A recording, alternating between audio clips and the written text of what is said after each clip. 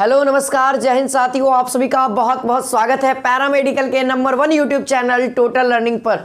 तो दोस्तों, जैसा कि हमने कल के क्लास में क्या किया था, मापन एवं गति का पहला क्लास में हमने पूरे विमा और मात्रक को पढ़ा था। तो आज दोस्तों हम लोग क्या पढ़ेंगे, उससे रिगार्डिंग एक क्वेश्चंस है और साथ ही दोस्तों सदिश एवं अदिश राशियों को सीखेंगे। ठीक है, तो हम अपने सिलेबस को थोड़ा सा आगे बढ़ाएंगे और जो बच्चे हमारे इस कोर्स में ज्वाइन करना चाहते हैं, हमारे साथ लाइव पढ़ना चाहते हैं, तो दोस्तों उनके लिए एक उम्मीद बैच आया हुआ है जिसकी क्लासेज आपको हमारे टोटल लर्निंग ऐप पे ही मिलेगी। और ये रहा आपका हेल्पलाइन नंबर, इस नंबर पे आप जाकर कांटेक्ट करके इस कोर्स में जुड़ने का तरीका या कोई भी इंक्वायरी हो आप पूछ सकते हैं। और जो विद्यार्थी हमारे टेलीग्राम चैनल से अभी तक से नहीं ज्वाइन किए तो यार टेलीग्राम चैनल ज्वाइन कर लीजिए, क्योंकि इसका क्लास का टाइमिंग वगैरह सारा चीज़ आपको टेलीग्राम पे ही पहले दे दिया जाता है।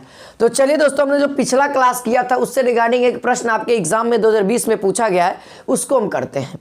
तो प्रश्न है दोस्तों कि यदि बल F है ना, यदि बल F, वेग v और समय t को सूत्र मानक माना जाए, ठीक है, तो द्रव्यमान की विमा क्या होगी। सर यहाँ पे फोर्स दे दिया है, तो हम लोग यहाँ पे कौन सा फार्मूला लगाएं, तो बहुत ही सरल सा आंसर हो जाएगा। सबसे पहले फोर्स बराबर फार्मूला क्या होता है, F इंटू एम इंटू ए।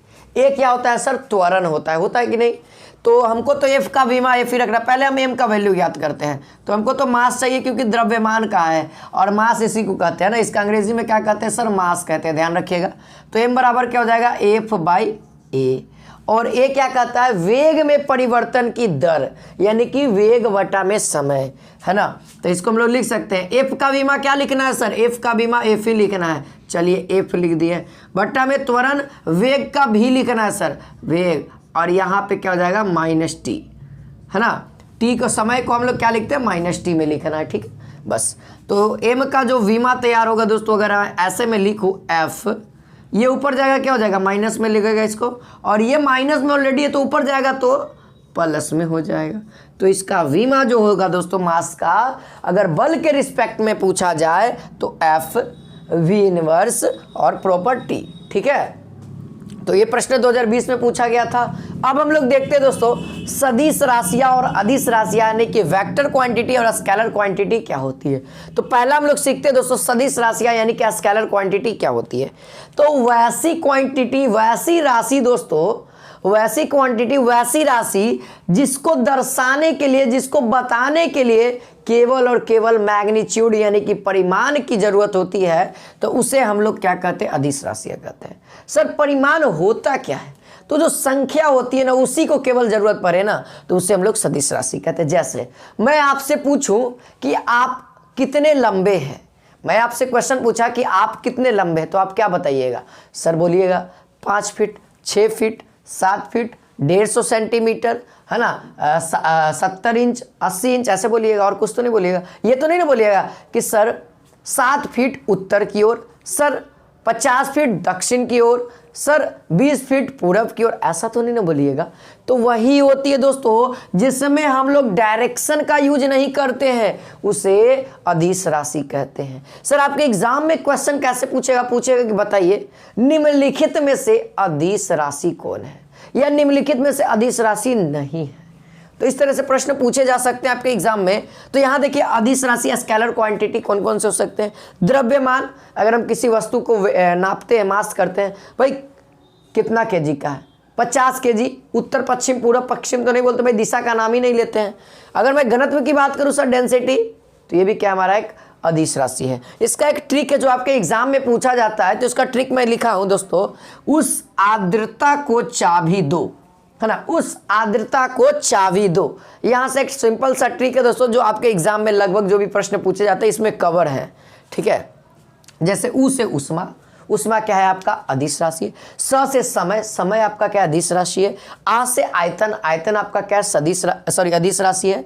द्रव्यमान दोस्तों, है ना, द्र से द्रव्यमान आपका अदिश राशि है। ता से ताप, टेम्परेचर यानी कि आपका अदिश राशि है। को से कार्य, है ना, कार्य आपका क्या अदिश राशि है। चा से चाल, है ना, चाल आपका क्या अदिश राशि है। बी से विद्युत धारा, सबसे इंपॉर्टेंट बात, विद्युत धारा क्या दोस्तों एक अदिश राशि है। इसमें डायरेक्शन होती है लेकिन यह विद्युत, है ना, सदिश राशि का योग्य का नियम का पालन नहीं करता है। अब यहाँ पे द से दाब, प्रेशर, ये क्या है दोस्तों अदिश राशि है। अब हम लोग सीखते हैं दोस्तों कि सदिश राशि क्या होती है। ये ट्रिक आप लोग को याद रहेगा, उस आर्द्रता को चाबी दो, और सबका अपना अपना एक वर्ड का एक यहाँ पे अर्थ है। अब देखिए, अब इसको आप लोग नोट कर सकते हैं। अब हम इधर रफ करेंगे और फिर सदिश राशि लिखेंगे। चलिए अब हम लोग देखते हैं दोस्तों, सदिश राशि को समझ लिया। अब थोड़ा सा सदिश राशि को समझते हैं अच्छे तरीके से। तो सदिश राशि किसे कहते हैं? सदिश यानी कि सही रहना चाहिए दिशा, इससे ही कंप्लीट हो रहा है। ऐसी राशियां जिनको पूर्ण जानकारी के लिए, है ना, वैसी राशि जिनकी पूर्ण जानकारी प्राप्त करना हो ना, तो उनके परिणाम के साथ साथ दिशा की आवश्यकता होती है, उसे हम लोग सदिश राशि कहते हैं। जैसे विस्थापन। विस्थापन क्या होता है सर? जब विस्थापन पढ़ाएंगे, गति वाला चैप्टर आएंगे तो सारे चीज को क्लियर करेंगे। विस्थापन का थोड़ा बहुत बताता हूँ। विस्थापन क्या होता है? एक न्यूनतम दूरी होती है। न्यूनतम दूरी होती है तो वो न्यूनतम दूरी किसी फिक्स डायरेक्शन में होगी कि नहीं होगी? होनी चाहिए। अगर मैं आपको वेग की बात करता हूं दोस्तों, अगर आप वेग बोलते हो ना कि मैं 50 के स्पीड से, है ना, 50 के रफ्तार से उत्तर की दिशा में जा रहा हूं, तब वो आपका वेग हो जाएगा। अगर मैं बोलता हूं कि 50 के स्पीड से जा रहा हूं, तो वो हमारा क्या होगा? वहां पे हम केवल मैग्नीट्यूड का यूज किए हैं, तो वो हमारा स्पीड हो जाएगा, चाल हो जाएगा। अगर हम दिशा बोल दिए ना सर कि मैं 50 के रफ्तार से पूरब की ओर जा रहा हूं, तो अब आपको ध्यान रखना है, क्या हो जाएगा? वेग हो जाएगा। ठीक है, तो इसका एक शानदार सा ट्रिक मेरे पास है दोस्तों। य और व, मैक्सिमम जितने भी य और व आते हैं वो क्या होते हैं? सदिश राशियां होती हैं। केवल विद्युत धारा को छोड़कर, केवल विद्युत धारा को छोड़कर, क्योंकि यह क्या है? एक अदिश राशि है विद्युत धारा। अब देखिए सदिशों का निरूपण, सदिश राशि को हम कैसे निरूपित करते हैं इसको समझते हैं। तो किसी भी सदिश राशि को निरूपित करते, जैसे हम लोग बल जानते हैं कि हमारा एक सदिश राशि है, तो बल को तो एफ से सूचित करते पता है, लेकिन ये सदिश राशि है कि अदिश राशि को माथा पे केवल क्या कर देना? तीर बना देना है। ये तीर क्या दूषित करता है मालूम है? दो चीज। पहला तो आपका सदिश राशि है, और ये जिस दिशा में लग रहा है ना, ये बता रहा है। समझ में आ रहा है? जैसे बल हम लोग है, ये वस्तु है, ये वस्तु है। अब मैं इस पर इधर की ओर बल लगा रहा हूं, तो फोर्स जब भी लिखेंगे तो बल तो इधर की ओर लग रहा है, तो वो तीर का एरो भी इसी साइड होगा। अगर बल इस साइड से लग रहा है तो तीर का एरो इस साइड होगा। यानी कहने का मतलब सर ये तीर क्या बताता है? दो चीज बताता है, यह वेक्टर है और साथ साथ डायरेक्शन भी बता देता है, होता है ना? तो यहाँ पे वही चीजें मैंने बताई। अब यहाँ पे कहता है दोस्तों, दो राशियों का परिणामी, यानी रिजल्टेंट ऑफ टू वेक्टर्स। बहुत इंपॉर्टेंट, आपके एग्जाम में न्यूमेरिकल बनाएगा तो इसी से बनाएगा, ज्यादा नहीं बनाएगा। अब देखिए क्या है, तो देखिए आर बराबर, रिजल्टेंट का फॉर्मूला याद होगा तब ने रिजल्टेंट निकालिएगा, a square plus B square plus 2ab cos theta. ये रिजल्टेंट का होता है। अब आपसे एग्जाम में डायरेक्टली पूछेगा कि सर रिजल्टेंट को महत्तम यानी मैक्सिमम करना है तो एंगल कौन सा होगा? तो देखिए यहाँ पे 1 करना है तो एंगल कितना हो जाएगा? मैक्सिमम तो आपका a प्लस बी होगा, मिनिमम a माइनस बी होगा। ये ध्यान रखिएगा।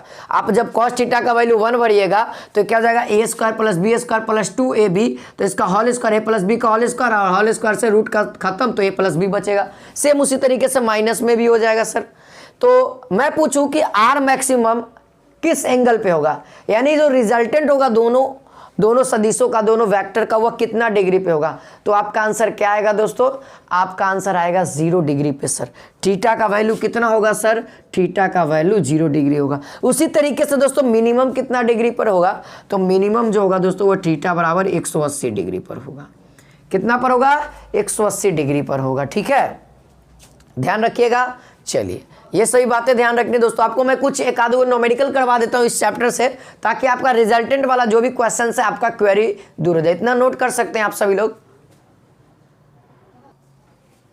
तो चलिए अब आप लोग, ये न्यूमेरिकल है और इस साइड हम लोग मोशन चैप्टर को स्टार्ट कर देंगे। तो यह न्यूमेरिकल कहता है दोस्तों, किसी वस्तु पर 10 न्यूटन तथा 5 न्यूटन का बल 30 डिग्री एंगल पर लगाया जाता है तो परिणामी बल उस वस्तु पर क्या बना? यानी रिजल्टेंट बल हमारा क्या? वेक्टर है। तो इसको सॉल्व कैसे करेंगे सर? तो हमारे पास क्या दे दिया है? ये हमारा ए दे दिया है, ये हमारा बी दे दिया है, और ये हमारा थीटा दे दिया है। तो रिजल्टेंट निकालना तो और भी आसान हो गया सर। क्या होगा? ए स्क्वायर यानी कि 10 का स्क्वायर कितना होता है? 100 प्लस 5 का स्क्वायर और प्लस 2 कितना हो जाएगा? Into 10 into 5 into cos 30 degree का वैल्यू पूछ रहा है ना। कॉस 30 डिग्री का वैल्यू कितना होता है सर? यहाँ पे होता है √3/2। कॉस 30 डिग्री का वैल्यू √3/2। यहाँ से 2 से 2 खत्म कर दीजिए, और यहाँ से अगर मैं कहूँ कितना हो जाएगा? √100 प्लस 25 प्लस कितना हो जाएगा 50√3, ये रूट के अंदर ही रहेगा, है ना। तो इसको और सॉल्व कर देते हैं, कितना हो जाएगा कितना हो जाएगा 125 प्लस 50√3, ये हमारा रिजल्टेंट बल हो जाएगा, न्यूटन होगा। ठीक है, ये बाहर निकलेगा तो बाहर निकाल देंगे, बाकी यहीं पे हमारा आंसर हो जाएगा। ये तो दोस्त एट अ टाइम मैंने बनाया, लेकिन आपके एग्जाम में ये सब रूट वगैरह नहीं होगा, सॉल्व आसानी से हो जाएगा, इस तरीके से दिया गया। ये तो मैंने आपको समझाने के लिए क्वेश्चन बना करके मैं अपने से दे दिया हूँ। ठीक है, बाकी आपके एग्जाम में क्वेश्चन ऐसा रहेगा जो आसानी से सॉल्व हो जाए। अब यहाँ पे देखिए दोस्तों, विराम, अब हम लोग पढ़ते हैं दोस्तों मोशन, गति। तो गति से पहले विराम पढ़ते हैं। विराम आखिरकार होता क्या है, यानी स्थिर खड़ा रहना, वो विराम कहलाता है। अब किसी चीज को हम लोग पता कैसे करेंगे कि वह स्थिर है, कैसे पता किया जाए? सबसे पहली बात यहाँ पे क्या होगा दोस्तों, यदि दो वस्तुओं के बीच में दूरी समय के साथ न बदले तो उसे हम लोग क्या कर सकते हैं, उसे हम लोग कहेंगे विराम। विराम कहने का मतलब ये मार्कर है और ये बोर्ड है, दो वस्तु है कि नहीं है, या बैकग्राउंड कहिए इसको, दो वस्तु ऐसे रखे हुए हैं। तो आपसे पूछा जाए मार्कर गति में है, आप कहिए नहीं सर, कैसे पता कर लिए? क्योंकि ये दोनों के तुलना कर रहे हैं। आज जैसे मैं कहूँ कि बताइए मार्कर गति में है, हाँ सर, कैसे आप कर रहे हैं? क्योंकि मार्कर सर अभी यहाँ था, इस बोर्ड के इस लाइन के सामने था, कुछ देर के बाद इधर आ गया, फिर कुछ देर के बाद फिर से वहीं आ गया। तो ये क्या होता है, यानी कि जब गति और विराम कब आप लोग बता सकते हैं, जब आप दो वस्तुओं को आपस में कंपेयर करेंगे, तुलना करेंगे, तब सर। ठीक है, तो समय के साथ यदि बदल जाता है तो गति कहेंगे, समय के साथ नहीं बदलता है तो उसे हम लोग रेस्ट कहेंगे। ये चीजें केवल समझने के लिए, आपके एग्जाम के लिए नहीं है। अब आपके एग्जाम में क्वेश्चन आएगा वेलोसिटी। अब चलते हम लोग दोस्तों पहले विस्थापन को समझते हैं, फिर उसके बाद क्या समझेंगे दोस्तों, वेग समझेंगे, चाल समझेंगे, है ना। पहले विस्थापन समझेंगे, दूरी समझेंगे, है ना। इस तरीके से सीरीज बाय सीरीज समझते हैं। इतना नोट कर लीजिए आप लोग। चलिए अब सब लोग यहाँ पे ध्यान दीजिए, अब आपका टॉपिक बहुत ही इंपॉर्टेंट स्टार्ट होता है। तो अब हम लोग समझते हैं दोस्तों डिस्टेंस यानी कि दूरी क्या है सर। देखिए दूरी किसे कहते हैं, तो जो भी आपके द्वारा तय की गई पथ की लंबाई, उसी को हम लोग दूरी कहते हैं। यानी कह सकते हैं कि सर दूरी क्या है, एक तरीके से लंबाई है ना, जो कि मैक्सिमम लंबाई होती है। ठीक है, उसी को कहेंगे। जैसे समझते हैं ए पॉइंट से कोई लड़का आया, इसको जाना है बी पॉइंट पे, तो इसको दूरी को समझने के लिए दोस्तों रोड एज अ रोड समझते हैं। रोड बना हुआ है, आप तो रोड के द्वारा जाइएगा, जैसे जैसे रोड जाता है उस तरीके से। तो ये रोड बना हुआ है दोस्तों, पहले एक्स, फिर टर्मिनल मारा वाई, फिर उसके बाद जेड, फिर उसके बाद एल, यानी कि बी के पास वो पहुंच गया फाइनली, है ना। तो ये तो रोड के अनुसार गया। अब कुछ होता है ना शॉर्टकट रास्ता, गलिये में है, घुस जाओ निकल जाएगा, तो उसको ये जो गली में है तो ये यहाँ से सीधा मार सकता था, गली में है घुस घास के, हो सकता है बिल्डिंग विल्डिंग होगा, उसको तूड़ तार के निकलो। तो देखिए ये जो हुआ ना, ये जो लंबा दूरी तय किया रोड बाई, उसी को हम लोग क्या कहते हैं, डिस्टेंस कहते हैं। ठीक है, समझिए। अब विस्थापन को लगले आप लोग समझ लीजिए, ए से स्टार्ट करना है, इसको ए से स्टार्ट करना है, ए से गया गया गया गया ऐसे ऐसे ऐसे ऐसे गया, ऐसे जाएगा। इसके पास दोस्तों एक और रास्ता है, यहाँ से मार दो तिरछैया खेते खेते, है ना। तो ये हो सकता है ना विस्थापन। तो विस्थापन कहता है ना किसी खास दिशा में, है ना। इसके लिए तो कोई दिशा डायरेक्शन नहीं है, तो कभी किधर भी जा सकता है। लेकिन अगर विस्थापन करें, शॉर्टकट दूरी करें, तो एक पार्टिकुलर सीधा लाइन, पार्टिकुलर सीधा, है ना। जैसे ये है तो नीचे की यानी कि दक्षिण की ओर ही रहेगा, दक्षिण की ओर ही रहेगा। अगर यहाँ से ऊपर की ओर जा रहे हैं तो देख सकते हैं ये कहाँ जा रहा है, उत्तर की ओर जा रहा है कि नहीं जा रहा है, तो ये किसी एक ही दिशा में होगा। तो अगर हम ये इसकी बात करें, क्या कहते हैं, विस्थापन की, तो विस्थापन को जब भी बोलेंगे तो दोस्तों डायरेक्शन बोलना पड़ेगा, लेकिन दूरी को बोलेंगे तो डायरेक्शन नहीं बोलना पड़ेगा। तो यहाँ से एक चीज क्लियर हुआ, यह हमारा क्या है, यह हमारा एक अदिश राशि है, यह हमारा क्या है, एक अदिश राशि है। ठीक है, इसका यूनिट क्या हो जाएगा दोस्तों, तो इसका यूनिट होता है मीटर, इसका विमा क्या हो जाएगा, तो एल हो जाएगा, है ना। इसी तरीके से इसका अगर यूनिट की बात करें, इसका भी मीटर होगा, क्योंकि ये अभी तो एक दूरी है ना, है अभी छोटा दूरी है और ये बड़ा दूरी है ना। तो इन दोनों का एक कॉम्बिनेशन बनता है दोस्तों, कि जो दूरी होता है, डिस्टेंस जो होता है ना, जो डिस्टेंस जो होता है वह बड़ा हो सकता है ना, वो बड़ा रहेगा, हाँ बड़ा रहेगा बराबर हो सकता है शॉर्टेस्ट डिस्टेंस के। शॉर्टेस्ट डिस्टेंस यानी कि डिस्प्लेसमेंट के, यानी डिस्प्लेसमेंट दोस्तों हमेशा दूरी से या तो छोटा हो सकता है या तो उसके बराबर हो सकता है, लेकिन उससे बड़ा नहीं होगा। और दूरी आपका ऑलवेज क्या होगा सर, पॉजिटिव होगा। दूरी ऑलवेज क्या होगा, हमेशा पॉजिटिव होता है। आप लोग कभी भी -15 किलोमीटर सुने नहीं सुने, क्यों सर? अब तो ये दूरी अगर पॉजिटिव होगा सर तो विस्थापन कभी भी नेगेटिव हो सकता है, नहीं होगा। काहे सर? काहे कि तो दूरी से छोटा है या तो उसके बराबर होगा, और हमने दूरी में सीखा सर कि नेगेटिव होता ही नहीं है, तो विस्थापन थोड़े ना नेगेटिव होगा, है ना? विस्थापन तो नेगेटिव नहीं होगा, है ना? तो ये भी ध्यान रखना है आप लोगों को, हर एक चीज को क्लियर करते चलूंगा, ठीक है? तो अब यहां पर से ये रिलेशन हो गया, इस रिलेशन को भी आप लोग नोट कर लीजिए।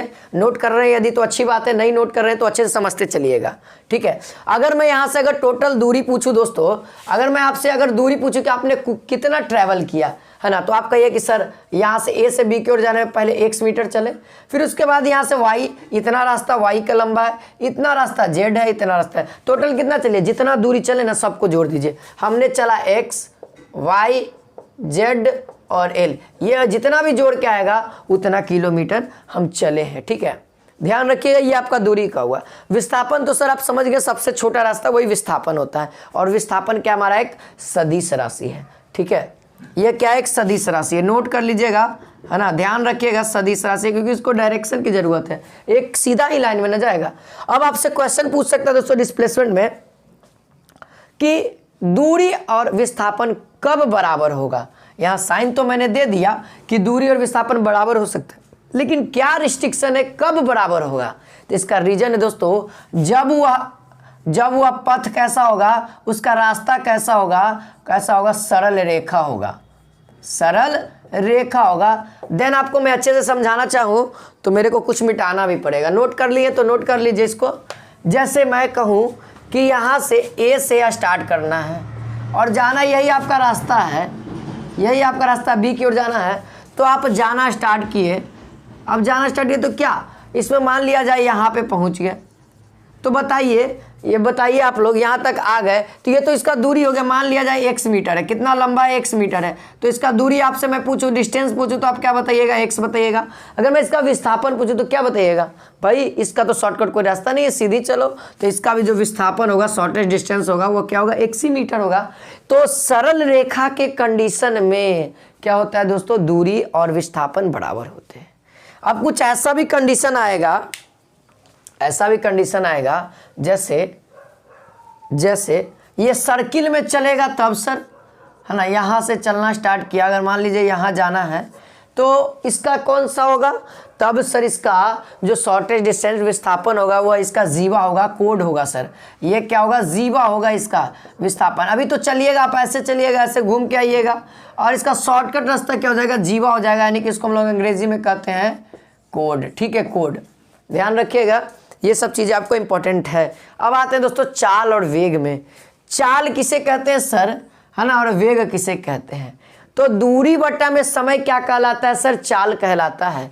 चाल एक क्या है, एक अदिश राशि है, इसको बोलने के लिए हमको दिशा की जरूरत नहीं है, इसलिए अदिश राशि, और इसका मान ऑलवेज पॉजिटिव होता है, ऑलवेज पॉजिटिव होता है। क्यों पॉजिटिव होता है, क्योंकि दूरी ऑलवेज पॉजिटिव होती है, इसीलिए नेगेटिव होने का तो सवाल ही नहीं उठता है। इसका यूनिट क्या होता है सर, मीटर पर सेकेंड होता है। इसका यूनिट क्या होता है, मीटर। दूरी का यूनिट सर क्या होता है, मीटर होता है। समय का यूनिट सेकेंड होता है, तो इसका यूनिट क्या हो गया, मीटर पर सेकेंड हो गया। अगर मैं डायमेंशन यानी विमा की बात करूं तो अगर दूरी का विमा मैं पूछूं तो क्या बताइएगा, l। समय का विमा आपसे पूछूं तो t, ऊपर जाएगा तो LT के पावर -1। इस तरीके से हमने बना दिया। अब थोड़ा सा वेग को समझ लेते हैं।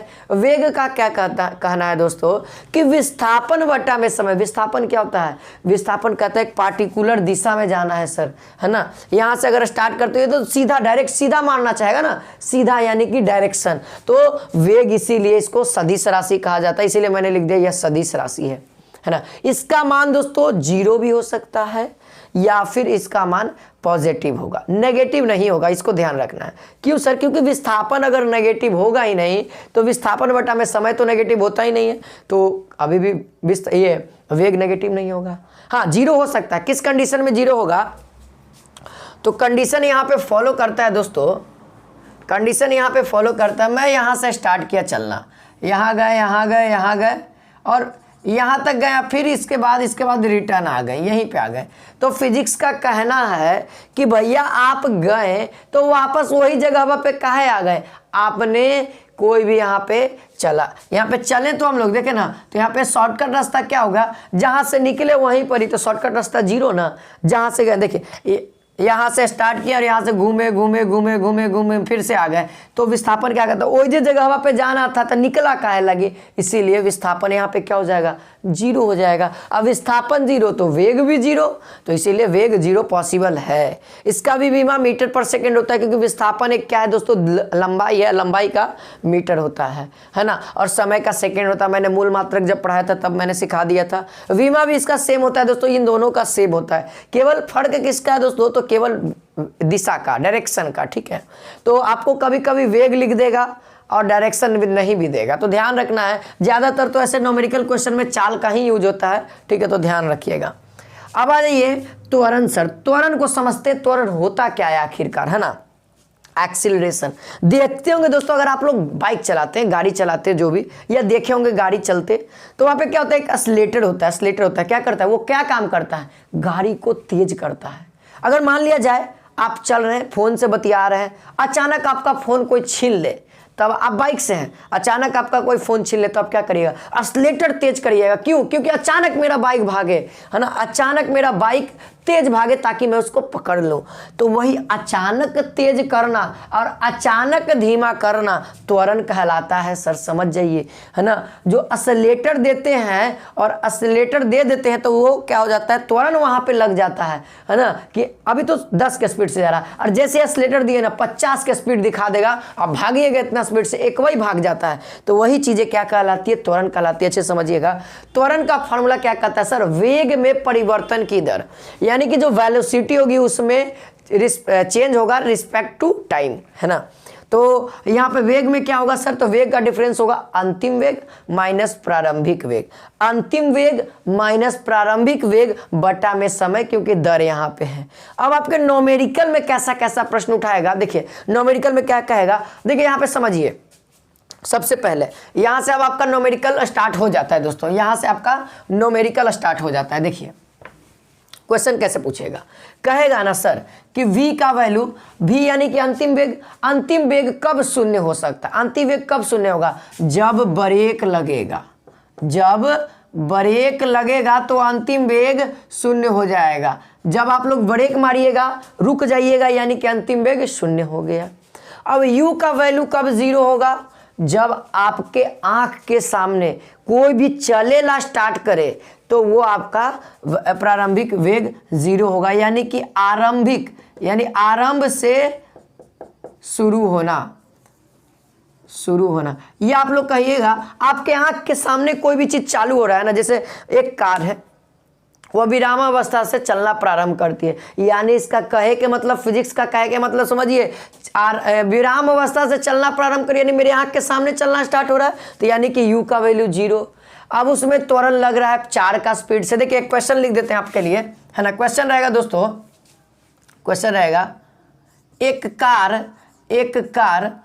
कार विराम अवस्था से, विराम से चलना प्रारंभ करती है ना, चलना आरंभ करती है, ठीक है। तो कहता है करती है, तो 20 सेकेंड के बाद, 20 सेकेंड के बाद 10 मीटर पर सेकेंड का वेग हो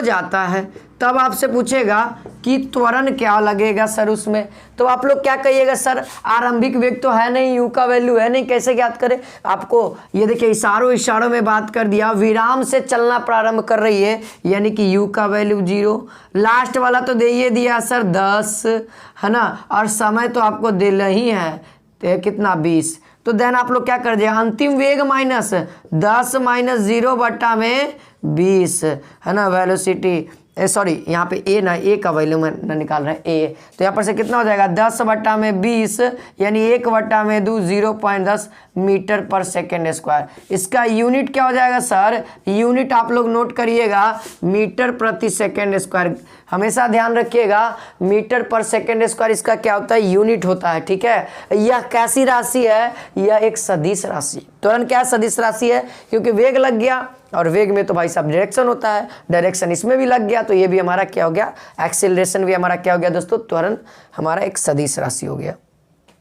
इसका विमा क्या हो जाएगा दोस्तों, तो इसका विमा बड़ा ही आसान तरीके से हम लोग फाइंड कर सकते हैं। सभी बच्चे कमेंट करके बताएंगे। इसका विमा मैं यहाँ लिख दूँ L(t)⁻2 हो जाएगा, बस और कुछ नहीं, L(t)⁻2 हो जाएगा। उम्मीद है ये सब क्लासेज आप सभी को अच्छी लगती होगी। अच्छी लगती है तो कमेंट करके आप सभी लोग जरूर बताइएगा। अगर पसंद है तो इसी तरीके से आपकी क्लासेस मिलेगी। ये तो एज ए डेमो मैं अपलोड कर रहा हूँ ताकि सही बच्चे मेरे पढ़ाने का एक्सपीरियंस स्किल को देख लेंगे, ताकि आप लोग को समझ में आ रहा है। अगर समझ में आता है तो दोस्तों आप लोग जल्दी से उम्मीद बैच को ज्वाइन करिए। किसका वेट कर रहे हैं आप लोग को, बढ़िया क्रैश कोर्स आपको दिया जा रहा है, अच्छे तरीके से पढ़ाई होगी, है ना। टारगेट किया जा रहा है पैरामेडिकल एंट्रेंस एग्जाम को, अच्छे से पढ़िए और अच्छे से बढ़िए, बस यही है ना। अब दोस्तों आपको मात्र और मात्र कितना प्राइस लग रहा है मालूम है, प्राइस कितना है कोर्स का, मात्र और मात्र 599। ठीक है, सोच लीजिए इसमें आपको 7 सब्जेक्ट की तैयारी हो रही है, 7 सब्जेक्ट की, है ना। इसमें दोस्तों सोच लीजिए आपका 100 रुपया पर सब्जेक्ट भी नहीं पड़ रहा है, और प्लस में ऐप का खर्चा, है ना, नेट खर्चा, सब चीज़ जोड़ जाड़ के कहें तो हम लोग का कुछ भी नहीं बचता। लेकिन फिर भी हम लोग इतना कम में आपको दे रहे हैं। रीजन मालूम क्या है, रीजन मालूम क्या है, क्योंकि बहुत सारे बच्चे गरीब हैं और अति है। अब इतना पैसा लेने का भी कारण है दोस्तों, क्योंकि अगर कोई भी आपके सामने समय देता है, एक्स्ट्रा समय देता है, तो उसको कुछ ना कुछ चाहिए ना। इतना बॉडी से एनर्जी निकलता है तो आपके लिए, आपको भी बॉडी को, एनर्जी को चाहने के लिए तो कुछ तो चाहिए ना। तो इसीलिए ये इतना मिनिमम अमाउंट रखा गया है दोस्तों। उम्मीद है आप सभी लोग इसको समझते होंगे, और जो समझते हैं बच्चे ऑलरेडी हमारे साथ ज्वाइन है। ठीक है, और अगर आप लोग भी ज्वाइन करना चाहते हैं तो दिए गए नंबर पे कांटेक्ट करिए। अगर कोई दिक्कत होता है तो बाकी सब्सक्रिप्शन ले सकते हैं तो ले लीजिएगा। मिलते हैं नेक्स्ट वीडियो में। जय हिंद, जय भारत।